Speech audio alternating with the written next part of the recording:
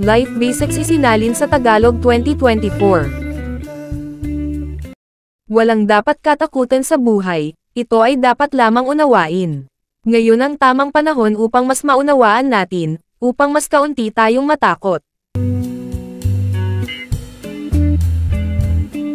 Ako ay isa sa mga naniniwala na ang siyensya ay may malaking kagandahan.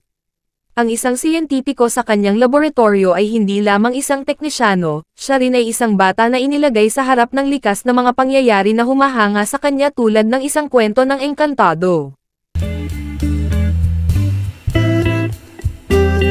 Ang buhay ay hindi madali para sa sino man sa atin. Pero ano nga ba yon? Kailangan nating magkaroon ng pagtitiyaga at higit sa lahat ng tiwala sa ating sarili. Kailangan nating maniwala na tayo ay may regalo para sa isang bagay, at ang bagay na ito, sa anumang halaga, ay dapat makuha. Hindi mo maaasahang magtatayo ng isang mas mabuting mundo nang hindi inaayos ang mga indibidwal. Sa puntong ito, bawat isa sa atin ay dapat magtrabaho para sa kanyang sariling pagpapabuti at, sa parehong panahon, magbahagi ng isang pangkalahatang pananagutan para sa lahat ng tao. Ang ating partikular na tungkulin ay upang tulungan ang mga taong iniisip nating maaari tayong maging pinakamalaking kapaki-pakinabang. Magpakunti-kunti sa pagiging mausisa sa mga tao at magpakunti-kunti sa pagiging mausisa sa mga ideya.